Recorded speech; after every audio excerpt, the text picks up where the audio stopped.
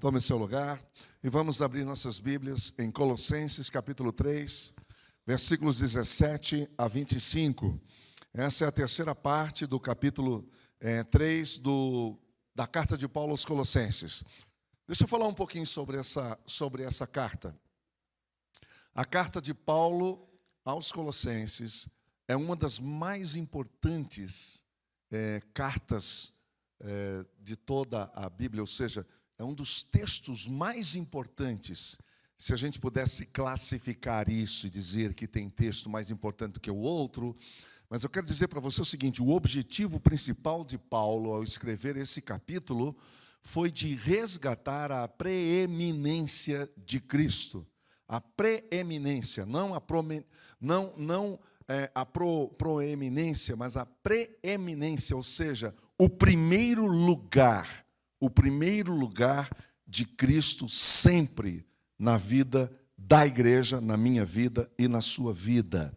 Vê se você entende aqui. As coisas foram acontecendo, a filosofia greco-romana, o estilo de vida greco-romano, assolando o mundo de então, chegando aqui nessa parte de Colossos, invadindo as comunidades cristãs, e muita gente vindo do paganismo, se encontrando com Jesus, mas trazendo consigo ainda muito daquilo que eles acreditavam ser a verdade.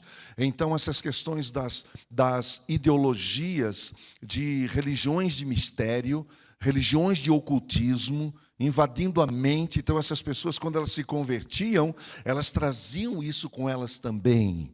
Então, essa necessidade, esse medo ainda permeava o coração das pessoas, e muita confusão e muita dúvida na mente delas. E é por isso que, então, Paulo escreve essa carta dizendo: olha, tomem cuidado, prestem atenção, porque vocês, sem perceber, vocês estão tirando Jesus do centro da sua vida, do lugar mais importante da vida de vocês. É isso que Paulo está explicando aqui. E se, de acordo com alguns estudiosos que eu me baseei para estar aqui conversando com vocês, eles dizem o seguinte: esse capítulo, especialmente o capítulo 3, é um dos mais importantes que eu preciso ler e entender, e você também, e ler assim como livro de cabeceira. Lê o capítulo, volta, lê mais uma vez e volta, até isso entrar no nosso coração, para que a gente entenda de fato qual é a obra que Cristo fez. E com isso eu já estou desafiando você. Por favor, eu sei que você deve ser um apaixonado por Isaías ou por Salmos. Eu também.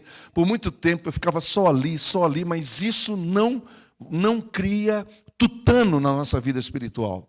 Nós precisamos crescer, nós precisamos amadurecer. Então, quando você vai com um texto como este, você vê claramente Paulo fazendo uma apologia da pessoa e da centralidade de Cristo em nossa vida. E a gente, quando presta atenção em Paulo, você fica ouvindo e volta o texto de novo, vê se entendeu, presta atenção nos verbos, entendeu? Nas colocações, por que Paulo falou o que falou, o que está por trás de cada palavra. Aí a gente aprende, e aí o Espírito Santo vai falando no nosso coração, porque a palavra tem poder, a palavra de Deus tem poder. Se eu falar para você, provavelmente vai entrar no ouvido e sair no outro. Mas quando a palavra de Deus fala no seu coração, e com a unção e com o regar do Espírito Santo, então vai provocar mudanças na minha e na sua vida. Então Paulo está falando sobre isso agora, e como eu disse, a terceira parte do capítulo, porque depois logo ele parte para a conclusão, que essa carta só tem 4 capítulos. E aqui ele está falando... eu vou pegar o último versículo que nós tratamos na semana passada, né, que é o versículo 17, só para fazer essa ponte, esse link, para o que nós vamos falar hoje. Mas até aqui no capítulo 3, ele está dizendo: gente, olha o que Cristo fez por nós, olha o que o Pai fez por nós. Ele nos amou, Ele nos escolheu, Ele nos resgatou, Ele nos redimiu, Ele pagou a conta. O Senhor Jesus pagou a nossa conta. Ninguém deve mais nada. Aí ele disse: agora olhem para o alto. Pensem nas coisas do alto. E dispam-se de tudo que é velho, da mortalha, das roupas velhas, da vida velha, da vida dominada pela velha natureza humana. Deixem isso para trás.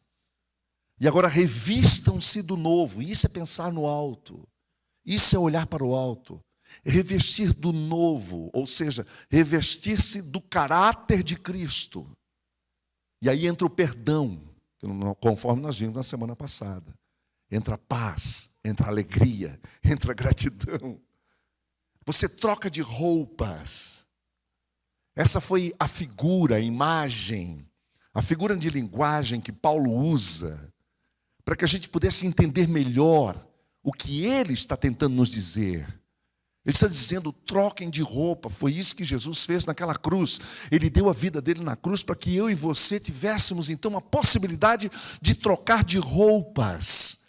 E aí a gente lembra da primeira palavra do mês que foi dada pelo Giovanni, quando fala de um lugar à mesa. Eu acredito que Mefibosete, eu não fiquei prestando atenção nos detalhes, mas provavelmente ele se arrumou para sentar-se à mesa do rei, com uma nova roupa.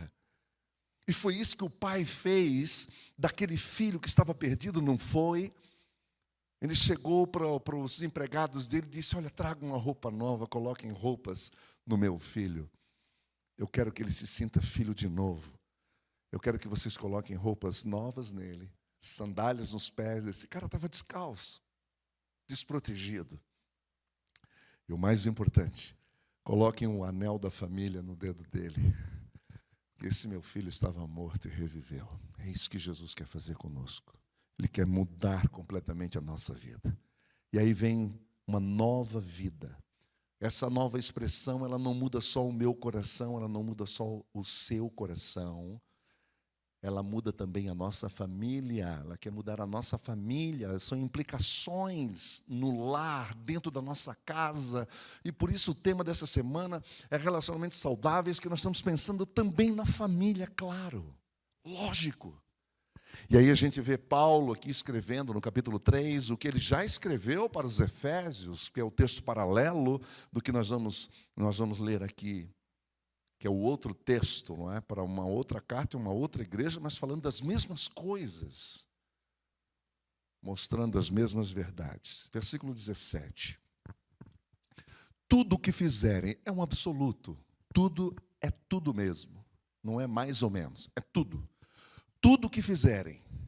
E aí Paulo inteligentemente colocou, seja em palavra, seja em ação, vai agir, vai falar, então faça, mas faça em nome do Senhor Jesus. Olha o grau de compromisso que Paulo está nos levando a ter aqui com a pessoa de Cristo.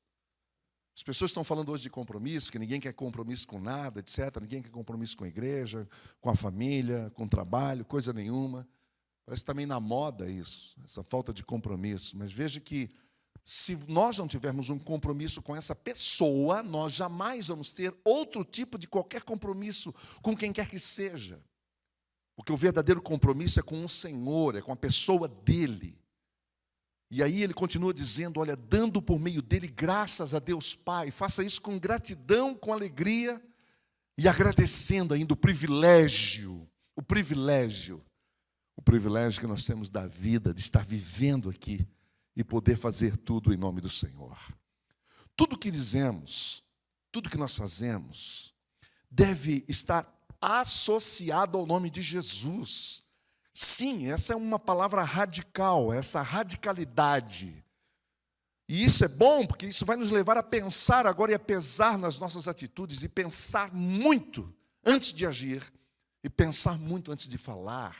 Nós devemos glorificar o seu nome. Esse nome parece um pouco amplo demais, abstrato, esse conceito de glorificar, mas eu vou tentar torná-lo palpável para que a gente entenda. Glorificar significa levar as pessoas a identificar a natureza de Deus nas nossas atitudes e nas nossas palavras. É quando alguém chega e diz, Deus está aqui, eu estou vendo Deus na vida desse homem, na vida dessa mulher. Isso é glorificar a Deus. Você leva a pessoa a reconhecer que o que está acontecendo ali não é seu próprio, não é meu próprio. Tem que ter a mão de Deus nisso. Aí Deus recebe a honra, Deus recebe a glória. Deu para entender? As pessoas não vão dizer, nossa, ele é o cara. As pessoas nunca vão dizer, nossa, essa mulher é incrível. Não. Vão dizer, esse Deus é maravilhoso. Olha o que ele fez. Então, se nós permitirmos algo em nossa vida que não pode estar associado de maneira nenhuma ao nome de Jesus, então nós temos que parar e prestar atenção, porque senão nós vamos avançar o sinal, nós vamos errar o alvo, nós vamos pecar contra Deus. Será que tudo que nós falamos ou pensamos, a gente pode dizer, eu estou fazendo isso em nome de Jesus? Nós devemos fazer e dizer tudo com base nessa autoridade do seu nome e por causa da honra que lhe é devida. É por isso que hoje as pessoas às vezes questionam, né? Nós estamos num encontro de pastores essa semana e nós estamos falando de um assunto interessante. Toda essa resistência que está havendo hoje contra a igreja de Jesus, não é? Ela não é nova, né, gente? Acho que você sabe disso, né? Não é nova. Ela está só sendo como sempre foi. Como sempre foi. Eu sei que no Brasil a gente fica impressionado, não é, com as estatísticas do IBGE, dizendo que é tantos por cento, parece que está na casa dos 30 agora, de evangélicos, e a gente acha que nós somos a grande maioria, que nós somos uma coisa. Quando você procura por discípulos e discípulas de Jesus, esse número fica tão pequeno, que a gente tenha consciência de que realmente nós somos uma minoria nesse país. Nós somos uma minoria neste lugar, nesta cidade. E de que, portanto, as coisas que a gente vê e percebe é normal na moral da maioria, desculpa o pleonasmo, é normal numa sociedade sem Jesus no centro. Por causa do nominalismo, ser cristão só de nome. Então nós não estamos na nossa casa. Então nós vivemos numa sociedade que realmente não é de Jesus. Não tem os valores de Jesus, os princípios de Jesus. E aí nós somos desafiados a fazer tudo no nome dele. Isso é que faz a diferença. De forma silenciosa, entendeu? De forma simples, mas como um fermento que de forma invisível vai levedando a massa. Por isso que Jesus disse, vocês são sal da terra. E aqui quem entende de churrasco, eu não entendo nada de churrasco, mas eu vejo meus amigos fazerem, eles colocam o sal e dão, eu vou usar a expressão, esfregada no sal. É esfregar, é esfregar. Aí quando Jesus chega e diz, olha, vocês são sal da terra, o que ele quer fazer comigo, com você, é fora do saleiro, é colocar esse sal fora do saleiro e se esfregar nessa sociedade de modo a dar sabor a esse mundo. Esse é o nosso desafio. E aí, a gente entende o que vem depois. Tendo isso como princípio, vem o versículo 18 e diz, e isso fica mais leve até para as irmãs. Porque, em primeiro lugar, vem o 17. Aqui estão incluídos os maridos, as esposas, os filhos, as filhas, os patrões, os colaboradores. Está todo mundo aqui, no 17. Aí, no 18, ele entra no mérito. Ele entra mais específico. Ele diz, mulheres, sujeitem-se aos seus maridos como convém a quem está no Senhor. Eu sei que a maioria das irmãs estão cansadas de ouvir essa palavra submissão, por causa do abuso, por causa do mau uso, por causa do uso religioso, o uso profano dessa palavra, do interesse. Porque submissão, segundo Paulo, não tem nada a ver com escravidão e muito menos com subjugação. Não tem nada a ver com isso. Essa palavra submissão, ela vem do mundo militar e ela está relacionada à hierarquia. Mas uma hierarquia para dar infraestrutura, para dar estrutura para as coisas. E não para destruir ninguém, porque toda hierarquia que mata a vida não tem sentido. Porque em primeiro lugar veio a vida, em segundo lugar veio a estrutura. A vida é fundamental, ela é prioridade. A hierarquia é muito importante, sim, em qualquer sociedade, Até no mundo animal a gente vê isso. Há uma hierarquia. sem a qual o caos se instala. Portanto, ser submisso não é sugerir que o homem seja melhor do que a mulher. Como muitos homens, gente boa de Deus, pensa. Tem muito homem crente, está aí na igreja, mas o cara é um machista. E a mulher tem que estar debaixo do cajado dele. E ele adora quando o pastor fala isso, que as mulheres têm que ser... E ele já começa a dar aquela cutucadinha, falando, olha, ouve aí o que ele vai dizer. Então, ser submissa não é sugerir que o homem seja melhor do que a mulher, significa apenas que o homem tem posição, sim, de autoridade, mas também de responsabilidade, porque ele é responsável pela liderança, ouça isso, a liderança amorosa, leve do seu lar. A responsabilidade é nossa. A responsabilidade é nossa. Alguém aqui já leu O Silêncio de Adão? Alguém aqui já ouviu falar sobre a negligência de Adão?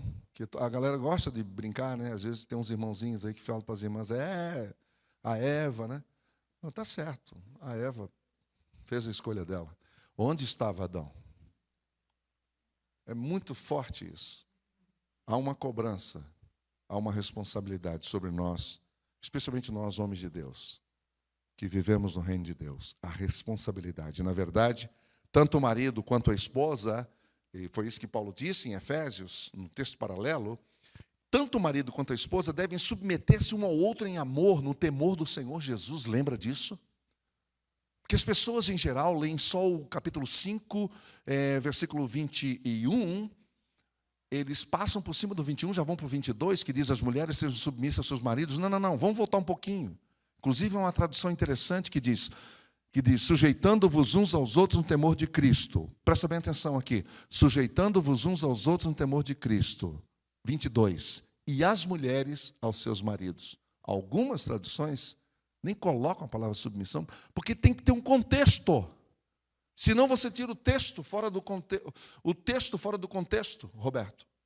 E o que acontece quando a gente usa um texto fora do contexto? Vira o quê?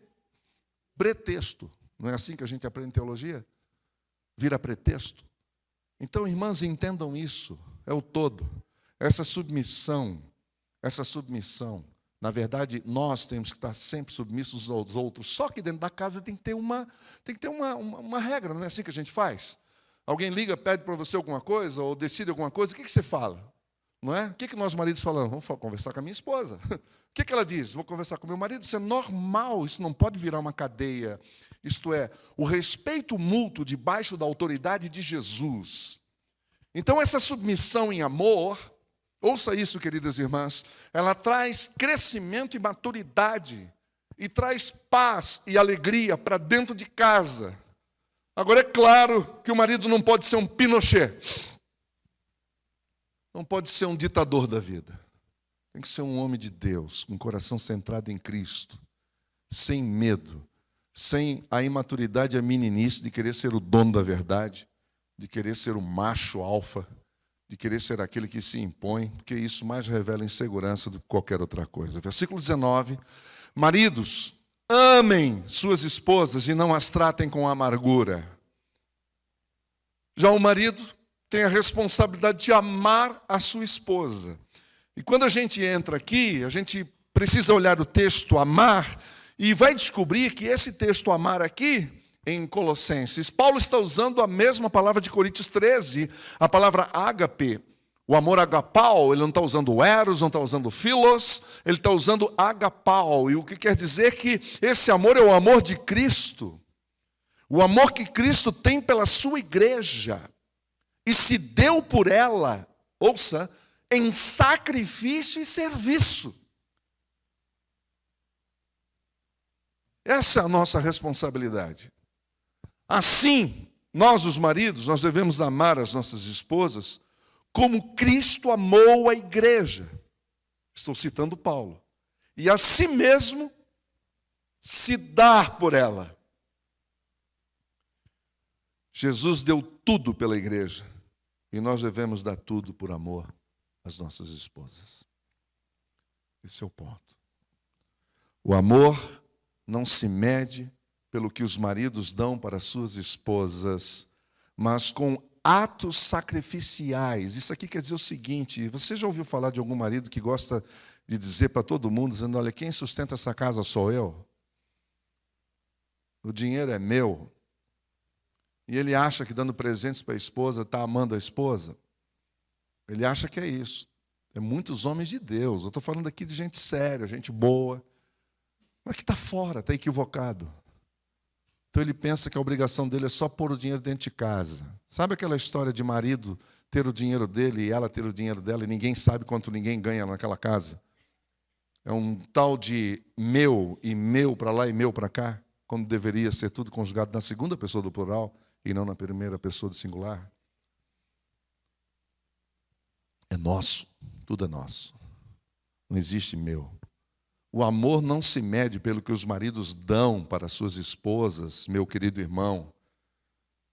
Eu sofro quando eu tenho que atender alguém que tem esse viés, que a esposa fala, eu não entendo, pastor. Quando eu vou conversar com ele, ele já acha que põe tudo dentro de casa. Eu só quero o olhar dele, eu só quero o ouvido dele. E o cara está pensando que eu quero o dinheiro dele. Não quero, quero só atenção. E isso não está acontecendo, por causa da visão equivocada do Evangelho. Aí a gente tem que entender que o mais importante é se sacrificar amorosamente, destemidamente, conscientemente. Essa preocupação com a felicidade, o bem-estar das nossas esposas. É o tempo todo perguntando, o tempo todo, pedindo feedback, o tempo todo. Porque às vezes a gente não faz isso ali no quieto da nossa casa, aí deixa para fazer isso no dia de aniversário com os amigos presentes. Pergunta, fala aí. O cara fala, diz aí para eles como eu cuido bem de você. Esse cuido bem de você, eu te dou roupa, eu dou comida para você. E aí você olha para a esposa, ela só dá uma olhada para o chão, assim você já viu que o trem não está bom ali. Porque o que ela quer mesmo, ela não tem. Então, para evitar isso, a gente chega em casa, desliga um pouquinho a maratona do Netflix e olha desculpa a expressão, um na cara do outro, um no olho do outro, e vamos conversar aqui, deixa as bazucas, os tanques, tudo para o lado de fora. Bomba atômica, fica tudo do lado de fora. E são duas almas nuas, uma na frente da outra. Com a nudeza da alma e do coração. Vai só com o coração crucificado. O marido que ama sua esposa não terá uma atitude severa e nem dominadora, mas ele cuida com zelo, com respeito e com paciência. A minha pergunta aqui é, qual é a mulher que não se submete ao marido nesses moldes do Evangelho? O amor do esposo pela esposa pode ser visto em seu sacrifício por ela, enquanto o amor da esposa pelo esposo pode ser visto em sua submissão em amor por ele. Onde há sacrifício e submissão em um ambiente de amor, ali tem um lar feliz. Feliz. Eu creio num lar feliz. Quem aqui já passou pelo deserto sabe do que eu estou falando. Como é bom a gente encontrar um lugar onde haja paz. Paz. Isso não é mágica. Não cai do céu. Mas é um processo de paciência, de abnegação, de amor sacrificial. Digo mais, que precisa ser cultivado constantemente. Constantemente. Cultivado constantemente. Versículo 20. Entra no próximo círculo, que são os filhos.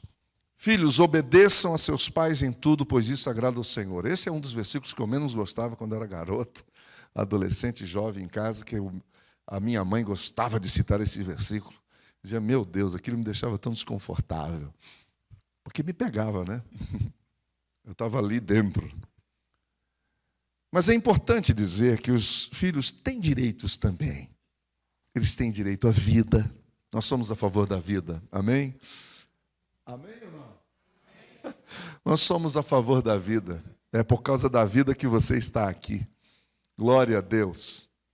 Nós tivemos o privilégio de nascer. Os filhos têm direito à vida. Os filhos têm direito ao respeito. Eles têm direito, é um direito. Os filhos têm de serem respeitados. Os filhos têm direito ao amor, eles têm direito de ser amados. Os filhos têm direito de ser cuidados. Os filhos têm direito ao encorajamento. Eles têm esse direito, são direitos dos filhos. Mas os filhos também têm os seus deveres. Os pais não devem desanimar. Desanimar, o des aqui, D-E-S, é a negação. Ou seja, é quando você nega o ânimo. Quando você priva o outro do ânimo. Isso é gerar desânimo. Os seus filhos. Mas sim deve encorajá-los. Mas os filhos devem obedecer os pais. Obedecer. O filho que não aprende a obedecer os seus pais, dificilmente se sujeitará a qualquer autoridade quando adulto. Qualquer um. Ele afrontará professores, e tem vários aqui hoje. E vocês sabem do que eu estou falando. Hoje, para entrar numa sala de aula, é um desafio. A esposa, quando vai para a escola, dá um beijo no marido e fala: irmão, se Deus quiser, hoje à noite eu estou aqui para jantar com você. Infelizmente, no nosso país está assim hoje. A esposa dá um beijo no marido e fala: eu não sei se eu volto. Eu já vi muita gente fazer isso. Eu me lembro, quando eu morei fora, que os pais, quando se despediam pela manhã, eu me lembro que ela pegava a filhinha, dava um beijo bem forte, apertava no corpo dela e dizia: Deus te abençoe e a mamãe te ama, aconteça o que acontecer. Com pessoas que não têm documentos, moram num outro país e que nunca sabem se vão voltar para o jantar. Mas, infelizmente, a violência hoje em sala de aula é tão grande por conta de filhos que nunca foram educados, nunca aprenderam a obedecer. Não obedecem à polícia, especialmente onde há desordem, né, onde as instituições não são respeitadas, não obedecem patrões. Você pergunta para ele: por que saiu de lá? Ah, ele mandou fazer um negócio lá, não gostei e saio. Ué, foi com você que eu aprendi, ô Giovanni, que as pessoas são admitidas pelo currículo e demitidas pelo comportamento, que ninguém aguenta mais. Ninguém aguenta. Pode ser uma pessoa brilhante, profissionalmente falando, mas não se relaciona com ninguém, porque não se submete a coisa nenhuma. A qualquer pessoa que tem autoridade sobre ele. O colapso da autoridade em nossa sociedade reflete o colapso da autoridade no meio da família. Então, o ensinamento de Paulo é muito simples. Ele disse: filhos, obedeçam a seus pais. E ele complementa dizendo: pois isso agrada ao Senhor. Versículo 21. Pais, não irritem os seus filhos. Esse eu gostava. Esse versículo eu gostava. Eu ficava esperando o pastor ler esse versículo. Daí eu gostava de olhar para o meu pai e para a minha mãe. Quer dizer, porque quando a minha vontade não era feita, eu já achava que aquilo estava se tratando, estão me irritando. Pais, não irritem os seus filhos para que eles não desanimem. Uma das coisas mais importantes que nós, os pais, podemos fazer pelos nossos filhos é ter tempo com eles. Presta bem atenção e eu quero que você preste atenção no que eu vou dizer agora aqui.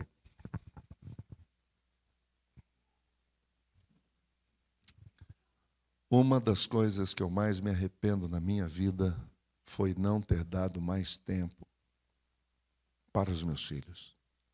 Quando os 3 eram pequenos, e no meu caso é 1 ano e 1 mês e 1 ano e 3 meses, entre um e outro, os meus amigos diziam, os meus amigos mais velhos do que eu, à época, diziam assim: nossa, essa idade é tão maravilhosa. Eu ficava ouvindo aquele cara falando aquilo, falando: do que será que ele está falando? Eu não percebi que aquele realmente era um tempo mais precioso que eu tinha com os meus filhos, da idade dos seus Andrés.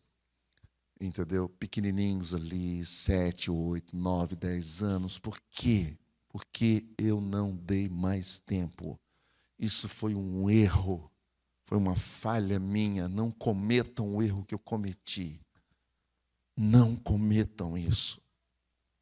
Como é importante a gente ter tempo para ouvir. Eu me lembro até hoje, o meu filho, Eu morava em Rolândia, eu estava lendo o jornal, ele vinha e quebrava o jornal no meio. Agora tem que quebrar o tablet, né? Ou tem que quebrar o iPad, o smartphone. Mas é para chamar a atenção. Eu não entendi aquilo, eu não aprendi. Fui conversar com um amigo, ele disse, você sabe o que está acontecendo aí? Naquela época lá, Cláudio, o cara chegou e falou para mim assim, falou, olha, ele está chamando a tua atenção, ele quer olhar para o teu rosto. Ele está olhando para a manchete de um jornal, ele quer olhar para o teu rosto, quer olhar para os teus olhos. É isso. Tempo para ouvir, para observar, para servir filhos, servir os filhos, para orientar esses filhos, para orar por esses filhos. Eu me lembro que uma filhinha minha chegou para mim, uma das filhas, certa vez perguntou assim, escuta pai, aquele negócio que a gente promete, porque daí ela viu lá, eu batizando as crianças na igreja e tal, ela não lembra do batismo dela, mas viu eu batizando outras crianças. E lá o pai promete orar com ela e por ela. Falei, escuta, você prometeu isso também? Quando você me batizou, me botou numa sinuca. Será que eu não estou orando o suficiente com eles? E por eles? E com eles? Filhos desanimados ficam expostos aos ataques de Satanás no mundo. Se não há encorajamento e apoio em casa, os filhos irão, tenha certeza disso, eles irão buscar lá fora. E vão encontrar. Por isso, nós precisamos ser uma inspiração para os nossos filhos. Nessa visita que eu fiz aos meus filhos há 2 semanas, com cada um deles, um momento ali sozinho, falei, você perdoa o papai? E um deles, que tem sempre um mais sapeca, não tem? Quem tem mais de um filho sabe como é que é, né? O mais sapeca perguntou assim, do que você está falando? A listinha. Falei, uau. Então vamos conversar sobre isso. Não é muito fácil falar isso.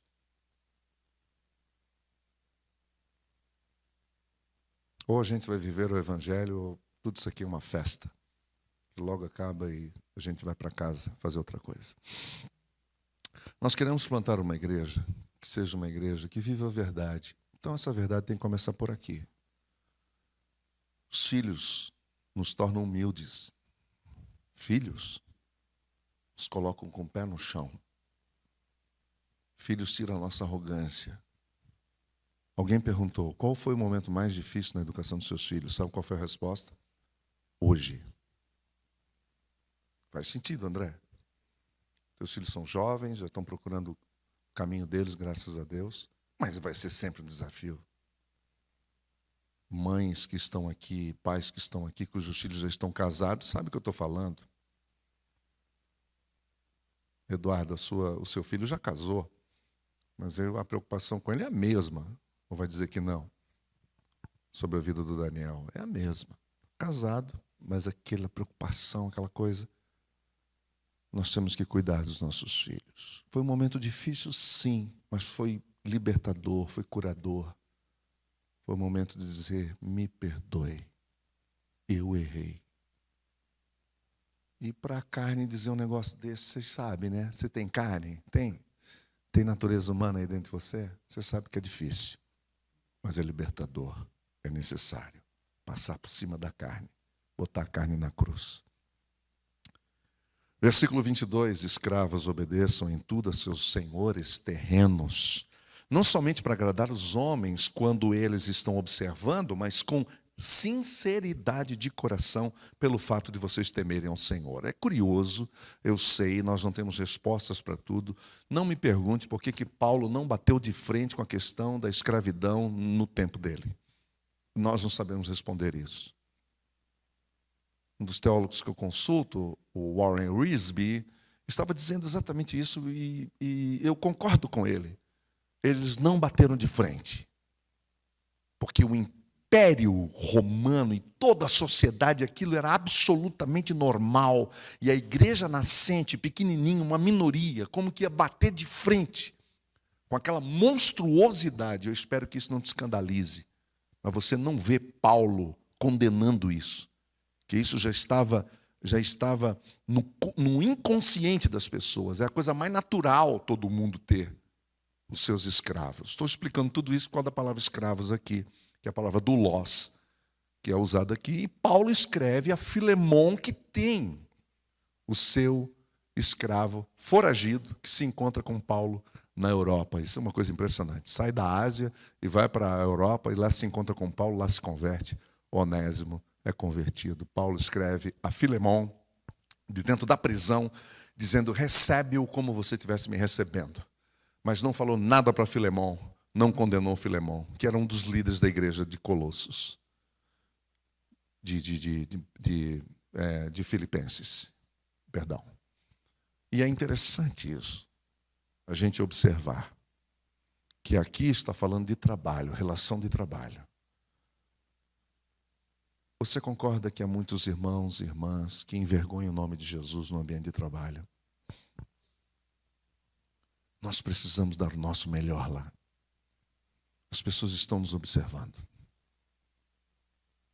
Quando eu tive que trabalhar comercialmente, quando eu morei fora, teve um período que eu tive que trabalhar na construção, por exemplo, na área de fundação, e eu via que os caras ficavam olhando para mim, porque a primeira coisa é que eu era mais velho que todos, a segunda coisa, eu era pastor, e eu estava ali trabalhando para alimentar os meus filhos, no momento de crise difícil na minha vida que eu passei, e eu tinha que fazer 2, 3 vezes melhor do que todo mundo ali. E é essa realmente a realidade que todos nós estamos. Eles estão de olho em você. E você está influenciando de alguma maneira, para melhor ou para pior, para mais ou para menos. Então, já que você está influenciando, influencie da melhor forma. Dê o seu melhor, não porque tem alguém te observando e não por causa da grana do fim do mês, porque isso seria uma consciência mercenária. Você não está ali pelo dinheiro. Você está ali porque o Senhor te colocou ali. E Ele vai te usar. Então faça o melhor. Porque lembre-se, nós fazemos tudo em nome do Senhor. E é fazer para a glória dEle. Versículo 23. Tudo que fizerem, tudo, façam de todo o coração. Faça de coração. Mas eu não gosto, eu não suporto. Então pede o Senhor para te dar um outro emprego. Pede o Senhor para você fazer outra coisa. Mas não faça mal feito. Não faça por fazer. Porque isso envergonha o nome de Jesus. Faça como para o Senhor e não para os homens, sabendo que receberão do Senhor a recompensa e a herança. É do Senhor que a gente recebe, é Ele o meu patrão. Porque muito provavelmente as pessoas não perceberão isso em você, não vão te valorizar, não vão te elogiar, não vão te recompensar, não vão te honrar. Mas tudo isso nós temos em Jesus. E quem aqui já teve colaborador sabe o que eu estou falando. As pessoas fazem só quando você está na frente, deu as costas, ninguém mais faz nada. É a Cristo Senhor que vocês estão servindo. Se nós tivéssemos essa consciência, é a Cristo Senhor que nós estamos servindo. É a Cristo Senhor a quem nós estamos servindo. Você não está servindo aquele homem. Você não está ali para enriquecer aquele homem, aquela mulher, aquele casal, seja lá o que for. Ou o governo, não sei qual é o lugar onde você está, mas de uma coisa nós temos que ter certeza, nós estamos ali para servir a Cristo. É louco isso, mas é o que o Evangelho nos diz. É o Evangelho fora das paredes do templo. Aí Paulo diz uma coisa interessante, ele diz no versículo 25, quem cometer injustiça, receberá de volta injustiça, e não haverá exceção para ninguém. É como se Deus estivesse dizendo, se tem alguém sendo injusto com você, deixe comigo. Mas não é você que vai resolver isso, sou eu. É isso que ele está dizendo. E descanse e confie de que o Senhor vai fazer na hora que tem que fazer. Aí os senhores, já entra no capítulo 4, na divisão, que vocês sabem, né, gente? O texto foi escrito de uma vez só. Foi dividido em capítulos para facilitar. E aqui o versículo 1 do capítulo 4 de Filipenses diz, senhores, deem aos seus escravos o que é justo e direito. Justo e direito, sabendo que vocês também têm um Senhor no céu. Agora está falando com os patrões, está falando com os empregadores. Está dizendo, deem aos seus escravos o que é justo, deem ao seu colaborador o que é justo. O que é justo? O que é direito dele? Então dê isso, sabendo que vocês também têm um Senhor no céu. É como se o Senhor estivesse dizendo assim: não esqueça que você não é o topo da pirâmide. Tem alguém acima de você. Que tem alguém acima de você. Homens e mulheres de Deus devem ter essa consciência. Você tem ali pessoas te servindo, foi o Senhor que colocou. Seja justo com eles. Seja justo com eles. Concluindo, quando nós devolvemos, pensa comigo, a preeminência ao Senhor Jesus em nossas vidas, quando a gente deliberadamente, de sã consciência de Jesus, toma o teu lugar, o primeiro lugar na minha vida, então todas as outras coisas encontram o seu lugar. Porque quem vai colocar no lugar é Jesus, não é você. Eu não posso, eu não sei, eu não consigo, você não pode, você não sabe, você não consegue. Mas Cristo vai colocando cada coisa no seu lugar. Aí acaba a ansiedade, acaba a angústia. A gente vai vendo Deus agir na nossa vida. Os relacionamentos então se tornam saudáveis. Eles se tornam saudáveis. E porque estão saudáveis, eles frutificam. Eles frutificam. E nos levam a amar cada vez mais ao Pai sobre todas as outras coisas. E quem começa a amar o Pai sobre todas as outras coisas, preste atenção, por favor. Começa a amar as pessoas mais do que amamos a nós mesmos. Nós começamos a amar as pessoas mais do que nós mesmos. E nós tratamos as pessoas com justiça e com amor. E aí os relacionamentos vão sendo curados. Quando a palavra de Cristo transborda em nossos corações, e daí a importância de meditar na palavra, nem que seja um único versículo por dia, o Espírito Santo vai tomando espaço na nossa vida, e a plenitude da palavra e a plenitude do Espírito começam a presidir o nosso coração. E então vem o fruto, que é a alegria, que é a gratidão, que é a submissão em amor, que é o amor, que é o respeito, que é a paz, que é a liberdade que Cristo nos dá. Ou seja, tudo que nós precisamos para ter relacionamentos saudáveis, a nossa família, com os nossos filhos, no nosso ambiente de trabalho, aqui na comunidade, nós já recebemos da parte do Senhor. E então a convivência será leve, será verdadeira. Aí quando termina o expediente, a gente quer ir para casa. Eu conheço muita gente que quando termina o expediente não quer ir para casa.